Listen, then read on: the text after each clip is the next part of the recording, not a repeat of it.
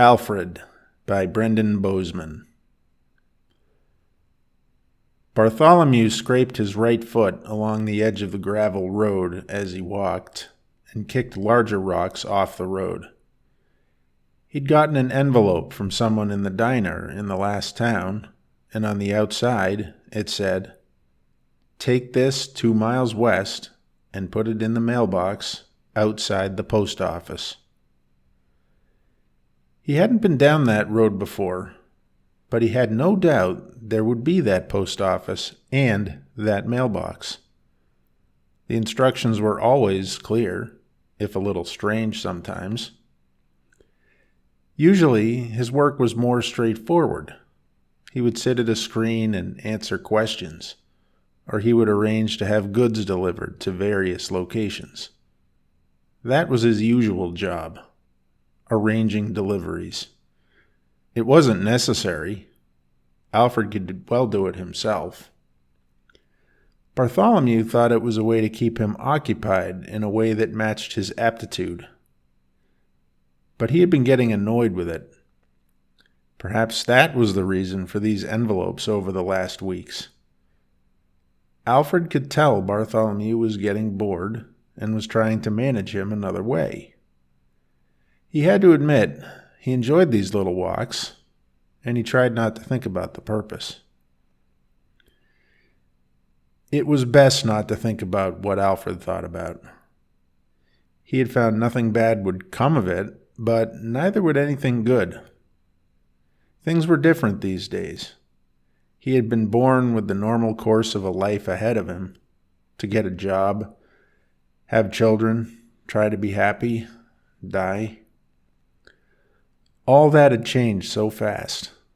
First, once artificial intelligence, or AI, got ahead of people, it developed so rapidly that within a few years, mankind had reached post-scarcity. Nothing was in short supply anymore. Disease hardly existed, and death was being pushed farther and farther back. That was the new meaning of immortality. Postpone death so far that it doesn't matter anymore.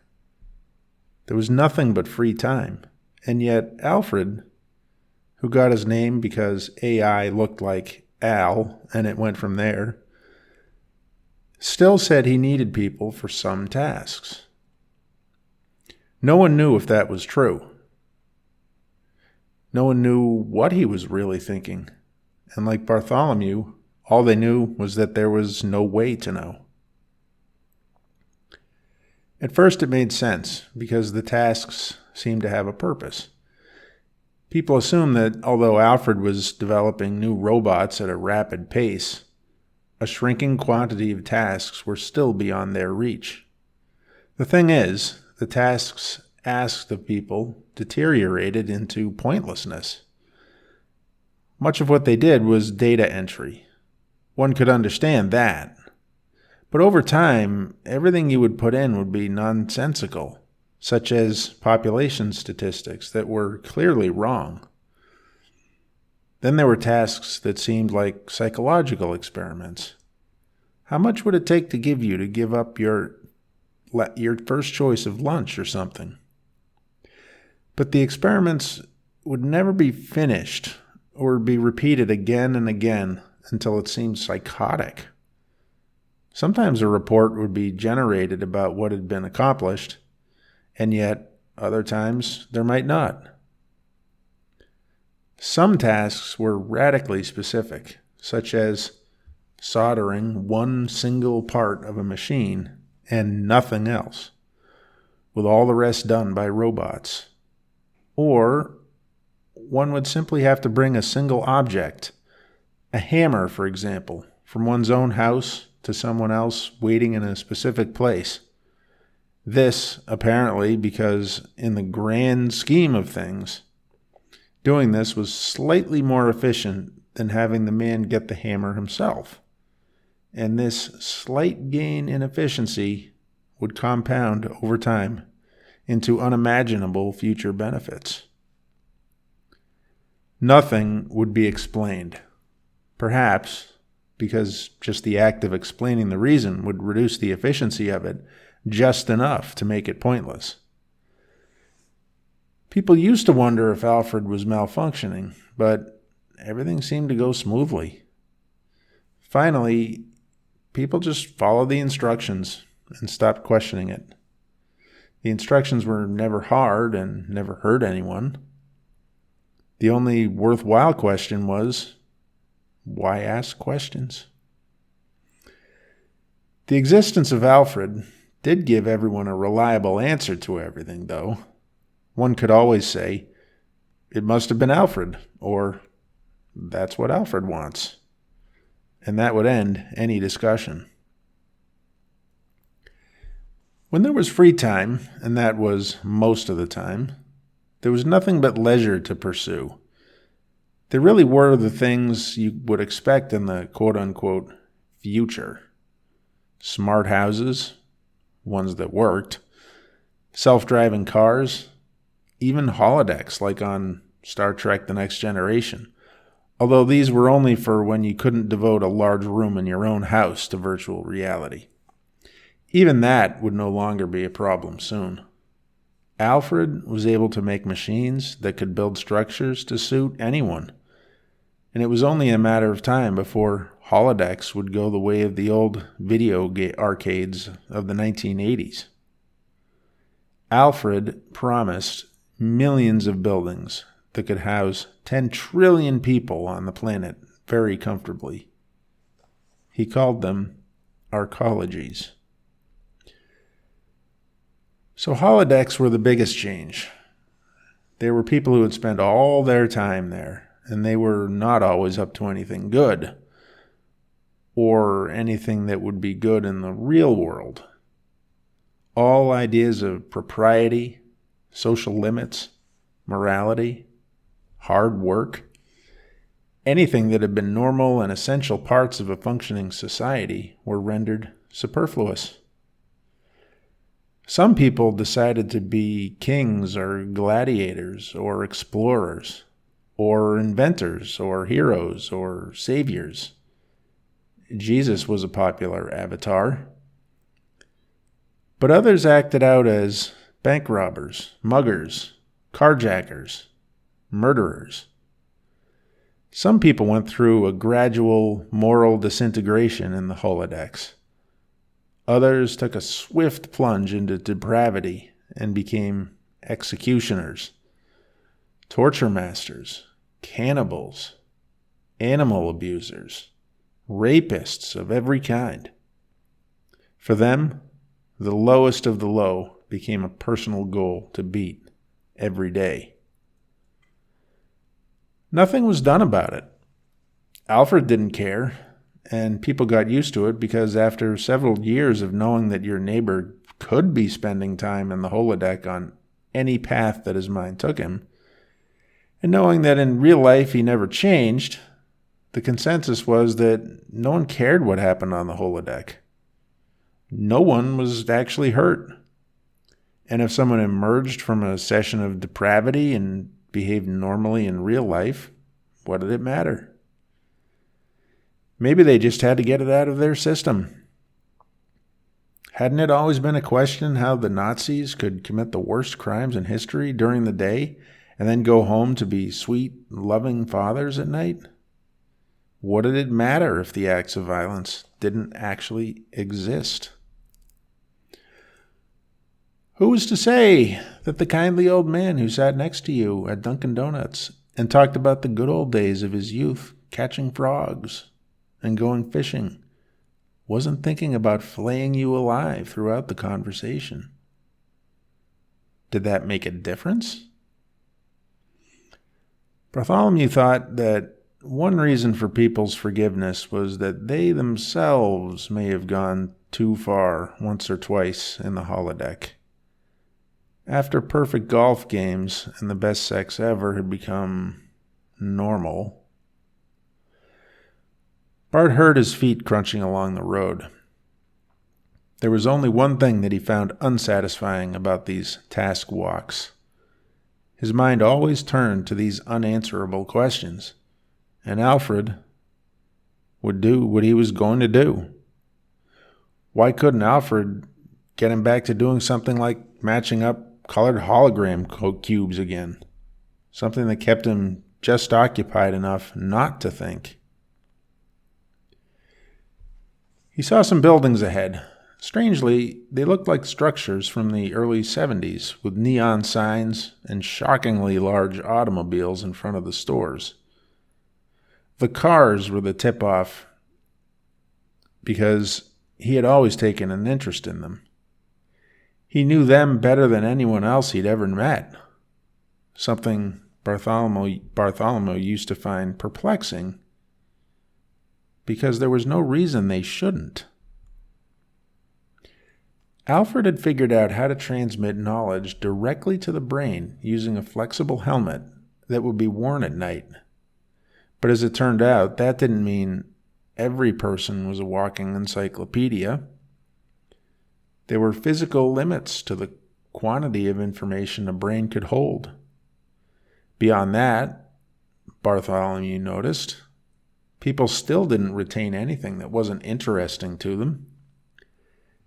It was forgotten almost as soon as it had been put in, just as easily as any school lesson. Once people had gone to the trouble of downloading some expertise, like calculus or speaking Russian, it would fade away, and the thought of wearing the brain helmet all night lost its allure. It was disruptive of sleep, too. It reminded him of two things before Alfred. First, it used to be that people could look up anything they wanted on cell phones, but people only remembered what they wanted to remember. Other than a few commonly known pieces of trivia, such as that the world's biggest desert is Antarctica, they hadn't done much to improve human knowledge. The other was that when he found that the greatest works of literature were available free from Project Gutenberg, he had downloaded an impressive collection from the canon that would befit the most well-read man. And they had sat untouched on his Kindle for years, as lonely as they would have been in any library. As much as he looked down on that phenomenon in himself and others, however, he forgave it. The tedium of talking out every last detail of a question reminded him of his days in high school before Alfred, when a certain kid would always derail the conversation by interjecting, "Actually," and then serve up some obscure fact or tedious clarification. He didn't want to become an actually boy, and was troubled by the constant intrusion of clarifications into his own mind as he listened to others. He'd stopped using the helmet after a while, and the last time he used it, he couldn't remember. It was comforting to return to an uninformed conversation, unfettered by too many facts. As before, knowledge and philosophy, for himself and for others, was just a collection of their preferred memories. He saw a mailbox, and he went over and inserted the letter. He heard it clunk to the bottom. "That's that," he thought to himself, looking around the main street, which was empty of all pedestrians and beset with a slightly yellowish, pollen-laden fog. What if I had opened it, he wondered. Did it really have a message inside? Or was it just blank pages? There was no next thing for him to do, no sign, no note, no stranger with a cryptic message. There was, however, a bar just down the road. "Time to get drunk," he said out loud. He took note of a small hotel toward the end of the street where he would spend the night, assuming there were no more tasks. He went down to check in. Better to have that squared away than try to arrange it while intoxicated, when the desk may well be closed anyway. It wasn't a large town, and the proprietor was not guaranteed to man the desk all night. Entering the bar, he smelled cigarette smoke and stale, spilled beer. There weren't many people there, and no one looked up but the bartender. Bart asked for a Budweiser and went to the cigarette machine for some Marlboros. There was no reason not to drink or smoke anymore. Cancer and other common ailments had long since been defeated. Only really obscure diseases could get anyone now. He sat down and added a shot of Jack Daniels to his order.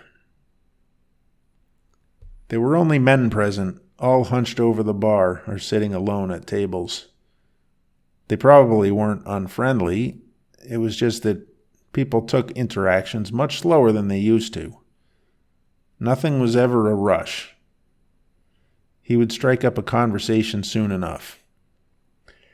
He wondered why the bartender bothered to do his job at all. Was it a task? Did he like doing it? Was it just habit? Was he a robot? Bartholomew told himself he'd better get drunk soon to keep those questions away. He'd done enough thinking on the walk over. After 3 rounds of Jack and Bud, he was getting tipsy. He noticed a picture of Marilyn Monroe on the wall, and he said to an old guy several stools down, "That Marilyn Monroe?" The man was on the short side, overweight, balding, with curly white hair, and yet surely he was as healthy as a horse under that exterior.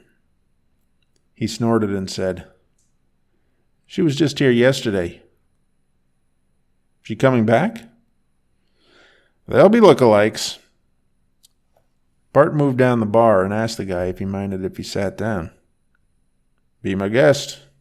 Name's Fred." "I'm Bart." He sat 1 seat away. "What's going on with this town looking like the 70s? "Oh, that's mostly Tim's idea," he said, motioning to the bartender. "This is how we remember it before Alfred. Well, really before all the technology. This was the last time things were just like real life." "Yeah," said Bart. "I'm too young for that. I grew up mostly in the 2030s, born 2020. That was probably the last time anything was close to normal." Fred gave a smoker's cough and said, "That was already way gone if you ask me.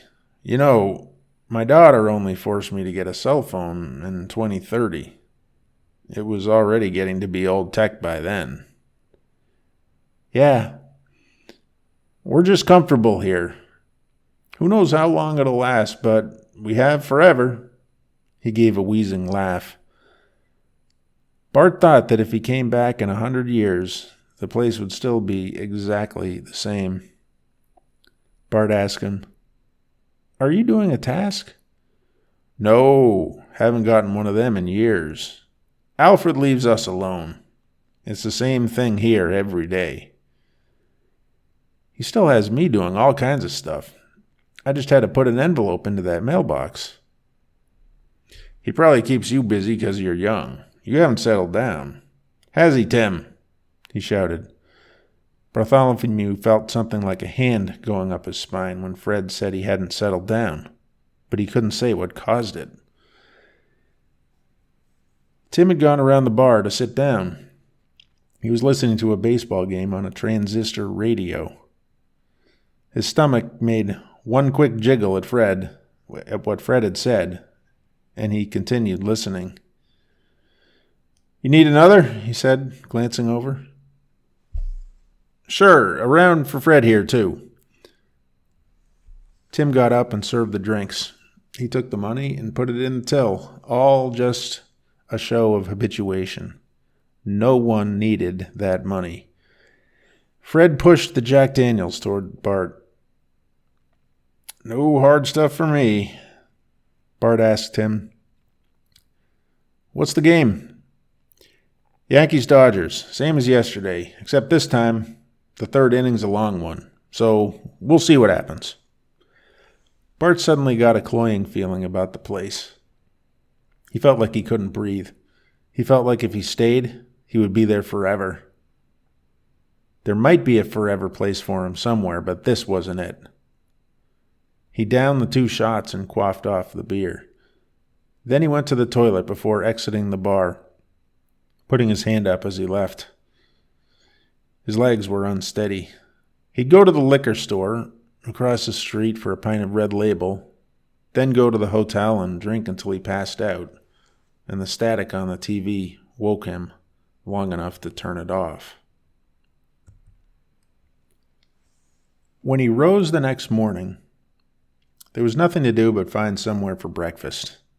There was a diner across the street. "I'll take double bacon and 4 eggs, he said to the waitress, sitting down. "Not feeling great, hon?" she said, locks of blonde hair coming down over her eyes. "Yeah, but I'm getting there.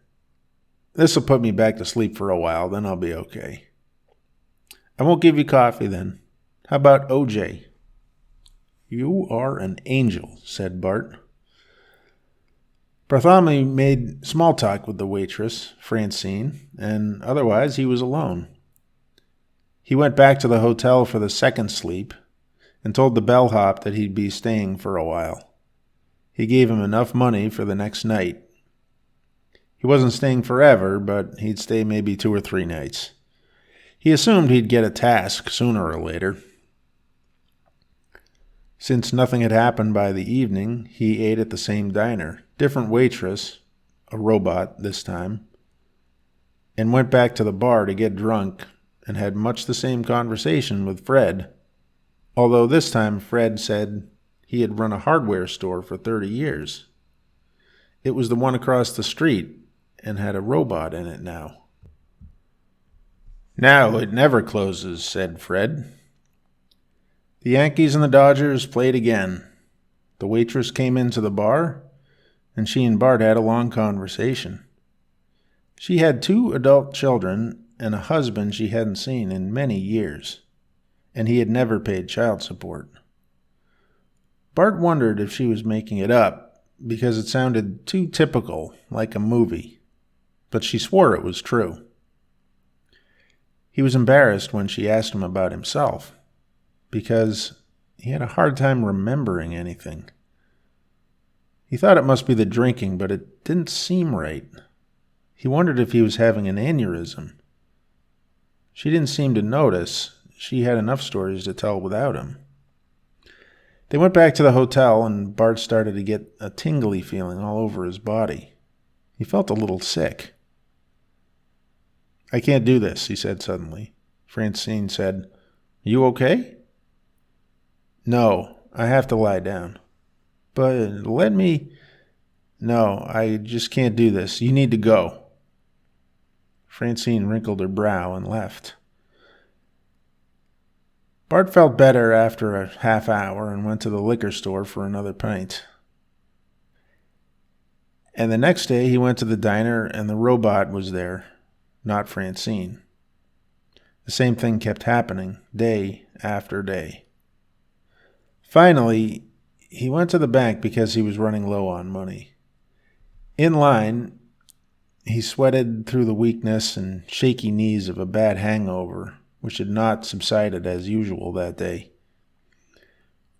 When he reached the counter, he asked for $300, and when he got it, the teller, who Bart thought must be a robot by the blank look in his eyes, said, "Pay the hotel with 10s. "What?" "Pay the hotel with 10s. Bart left with the money. It didn't make sense. The room was $7.50 a night. After much thought, he told the barhop he would stay 4 more nights and gave him 3 $10 bills. Each night, he got drunker than the last. Finally, he found himself outside the bar with a saw, trying to cut a parking meter down. He didn't know how he'd gotten there. "Hey, Cool Hand Luke," said a police officer, who appeared so suddenly and with such a booming voice that Bart stepped off the curb and fell into the street. The policeman said, "In the movie, he used a pipe cutter." Bart started laughing. "You best get back to the hotel." Bart staggered over and passed out, and when he woke up, he wasn't sure if he had tried to cut down the meter or if it had been a dream. Maybe Cool Hand Luke had been on the TV. He looked at himself in the mirror and realized he hadn't been shaving. "It's been 4 nights, he said aloud, thinking he would probably stay longer, perhaps another 4 nights. Maybe he had to keep spending chunks of 4 nights until he got his new task. Not that it mattered if he left town. If Alfred had a task, he'd find him wherever he was. Nonetheless, he shaved and showered as if he had an appointment. After his second sleep, the hangover disappeared. He sat up, feeling that he should do something. He should leave. He should climb a hill. There was a medium-sized mountain within sight, perfect for a day hike, probably. Then an envelope slid under the door. He ran to open the door, but no one was there. He picked up the envelope. On the outside, it said, "Take this to the bridge 3 miles north of town and open it." It was in heavy block capitals, which was unusual because these notes were usually in a casual, friendly cursive. He started on the journey without hesitation, telling the bellhop he would probably not be back. He walked with purpose, with the happy light-footedness that made him hum and listen to the birds chirping in the branches. It was a dirt road that wound back and forth, and there was no traffic. It led gradually higher. He came to the bridge, a fairly long concrete structure with wide white concrete railings on either side. It passed far over a small river, and it sloped upward even as it crossed. Bartholomew admired the architecture and engineering virtuosity, which didn't fit this out-of-the-way place, and he was impressed by its firmness and permanence. He opened the envelope. It tore unevenly. Inside there was a stack of several sheets. He looked at the first one. "Go to the middle of the bridge, then read the next page." He did as instructed. It said, "Stand on the railing, then read the next page."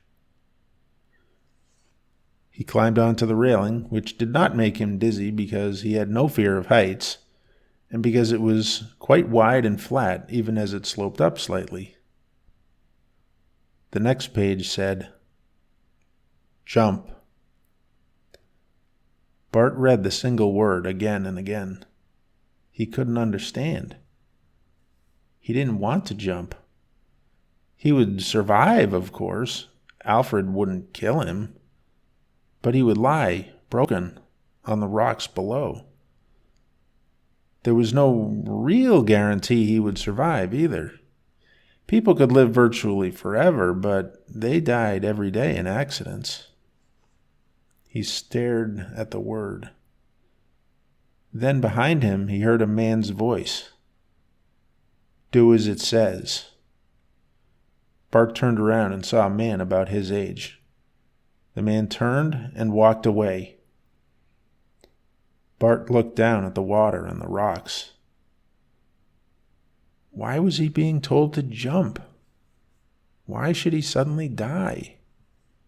Why didn't Alfred just make him have an accident? Then he heard a woman's voice. "People are going to die again." He turned and saw her. She wore a white dress and was barefoot. She had black hair. "Did Alfred send you?" he said. "Jump." Bart burst out crying. There was always a reason, he consoled himself. but the terror of the fall paralyzed him. Why should he jump? Jump! Bart dropped the papers and buried his face in his hands. He didn't know how long he stood there, but then he opened his eyes, turned around, put his arms in the air beside him in a cross position, not because he thought of Jesus, but because somehow it just felt right, and fell forward. He shut his eyes again as he fell. He didn't cry out. He thought he was sitting on a white couch. There was a window, and it was summer. There was a field. His wife was on another sofa. There were 2 children, his, but he had never seen them before. He was filled with joy at the sight of them, and the joy filled his head, and then overfilled it until it was like a balloon, and the pressure made him cry out in pain, and his head popped. There were years, many years. His whole life took place again in a jumble of disconnected scenes, all out of order. Then it reset to the present and went backwards, but in order, without jumbles. In this direction, everything had as its next moment a cause, not a possibility. There was a reason for every single action, no matter how incidental, no matter how much it had originally seemed in his forwards life that it had been largely a matter of chance. And when his infant mind faded to nothing but color and feeling, what stood in the gulf of time that was his absence before his life was not an emptiness, but a firmament, and he had clarity, solidity. It was exactly as Kierkegaard said. He remembered this from one of his sessions with the brain helmet. A life is lived forwards, but understood backwards. All the while, he was having a conversation with Alfred. He thought, and Alfred thought back. He remembered nothing of the conversations, only that they absorbed his attention completely, and they lasted for years, or seemed to. He heard his feet scraping the gravel of a road as he walked. It was the afternoon. He didn't know where he was going, and he didn't recognize the path. A tree caught his eye, a little larger than the rest. He passed it. Did he know that tree? He turned and looked again, and from that angle he recognized it and the road. It was the one that he had taken to the 70s town. He turned again and continued, knowing that though he didn't recognize anything about the road when he walked in that direction, he knew he was going back home. He walked all night and into the next day. And then he saw a sign. Lemonade, 10 cents, with an arrow pointing to the right. He followed it, and he came to a little house with 2 children, a boy and a girl, sitting at a table made of 2 boxes and a board. "I'll take one."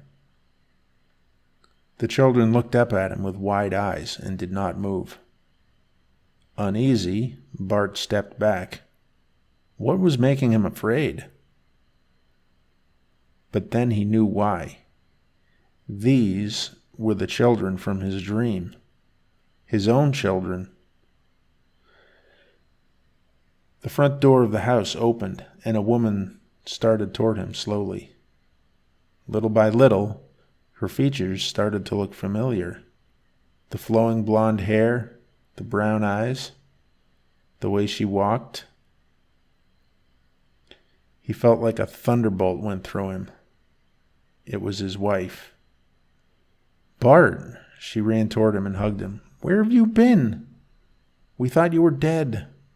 "Peggy," he said, hugging her back, waves of relief flowing over him. He looked back at the children. How could he have forgotten them? They stood and went over to hug him too. "I was someplace else. I was in a daze. I'm sorry."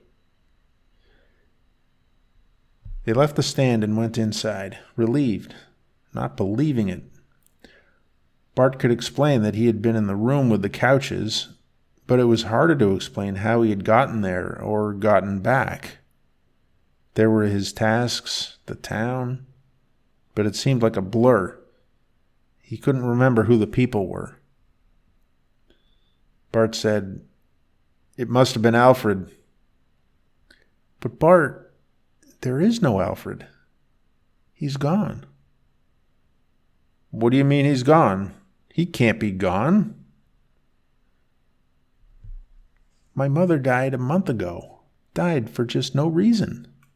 And she didn't wake up again. That's not supposed to happen. And now there's nothing coming. I mean, no food, no supplies. No one knows what to do." "So you set up a lemonade stand?" She looked at the children demonstratively and whispered, "So they think everything was normal. I found some old lemonade powder." "There's no food?" "No. No one knows what to do. The phones won't work. There's no electricity. Look at the lawn even." The lawn was shaggy, as if it hadn't been mowed in weeks. "But Alfred is not gone. I tell you, he is still here. I know it. I've seen him. I spoke to him." "How can you speak to Alfred?" "When I died when I was gone, but I came back. He was there all along, with me. I told you." "I thought that's because you were in a daze." "No, he was there. He doesn't go backwards or forwards. He's beyond that. He just is now. He is just there."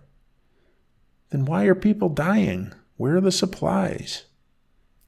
"He told me people were going to die. Watch me. I'll show you one thing we can do." Bart went to the garden shed and found a push mower there. "See? It's been here all along. Or at least it was there when we need it. Maybe Alfred just put it in there." He started mowing the lawn. Peggy sat on the front step and observed, the two children on either side of her. After half an hour, he was done. She said, "I've never seen that done before." "The robots have always done it when we don't see. Maybe they're gone. But Alfred isn't, I promise you." She still seemed unconvinced. He said, "Now, watch this. You say there are no deliveries?" "No." "Come with me." They drove into town. At the supermarket, people were walking around idly, as if by checking again and again, food would magically appear, just the way someone will keep flipping light switches on in a blackout. "Hello, everybody." People looked at him. "You say there are no supplies? Well, yes, there are." They started to edge away from him like he was crazy. "I've heard you think Alfred is gone." No one answered. "But he is here. I can prove it. I know where to go. Where's the truck?" The store manager gave him the keys to the big delivery truck that had been sitting over for a week by the loading bay. "I need a few of you to follow." He backed the truck out and drove away. At first he saw no one move, but he kept his eye on the mirror, and in a few seconds, before he disappeared, cars started to follow. He drove out into the countryside, and then, by the side of the road, there were a dozen pallets of food. He backed the truck up to them, and with a lot of effort, they were able to get them on the lift at the back of the truck and bring them in. They drove back and started unloading the food, to everyone's amazement. "How did you find it?" "I didn't. Well, I did, because Alfred guided me there. But I didn't know where it was when I left." Everyone helped restock the shelves. They arranged them haphazardly, but the food was available. They took what they needed and then spread the word as they went home. As people came in, he stood on the back of the truck. "Alfred is still here. I promise you." He spoke to me in his own way. "We are going to get new tasks from now on. I will have them tomorrow." There were many questions, but there was nothing else to say. That night, he sat at the kitchen table with a pad of paper. He started writing instructions, one after the other. The words for the instructions came into his head, as though he didn't always know what they meant. The words for the instructions came into his head, though he didn't always know what they meant. Sometimes they were for specific people who could understand them. "Go to the Verizon building and perform these tasks," it would say, followed by a detailed list that Bartholomew did not comprehend. "This will get the phones to work, but not until the power is back on." Tasks like this would be targeted to one or two people in town who knew how to follow them. Most of the instructions included the reasons for doing them, which had been given before. Measure the gas at the gas station and keep track of what is left. This will be an important record when more is needed. The town slowly came back to life. Some supplies were still delivered for free. Those ones always appeared when no one was looking, or they would be out in a field again where the instructions written by Bart would tell them to go. Bart handed out the instructions every morning, and he would spend all day and late into the night making new ones. They all came from his mind, but not from his memory. "They aren't my ideas," he would say, standing on the back of the truck every week for a regular meeting. "It's Alfred. I don't know how, but he puts them into my mind. I just write them down." He had to keep repeating this because there was always a new crop of doubters every week. Some of the instructions were very long and detailed, and after a while, they included instructions for the next town over. He answered their questions too, and reassured them about Alfred.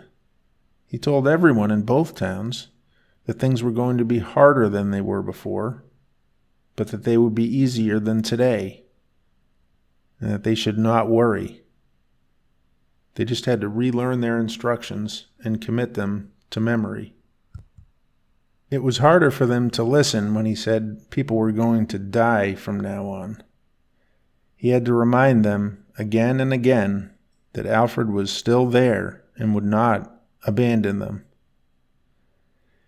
Many people memorized what they had to do and started helping other towns learn their instructions. Eventually, they found other areas where people were getting new instructions in the same way.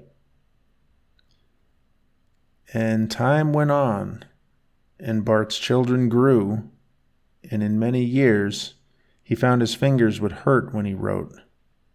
He had to keep writing them with pencil and paper, even though computers were back and he could have used email.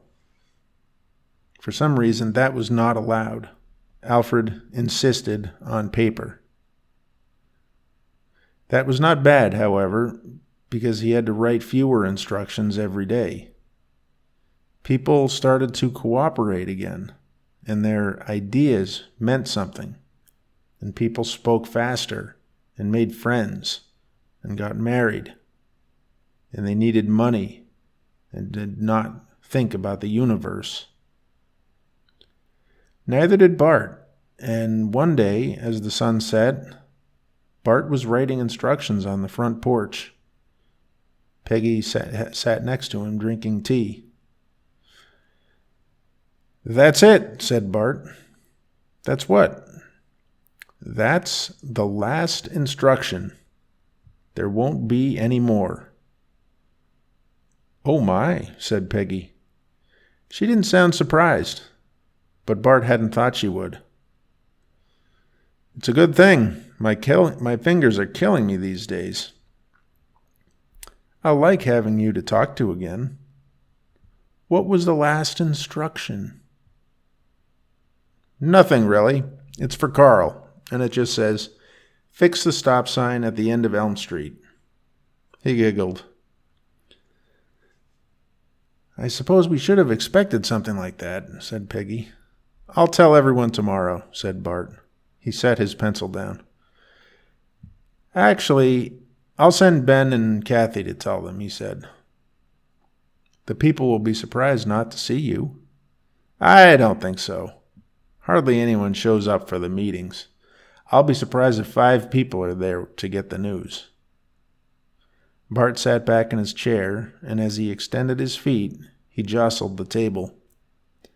The pencil rolled off, across the porch, down the steps, and into a little groove right where the steps reached the gravel.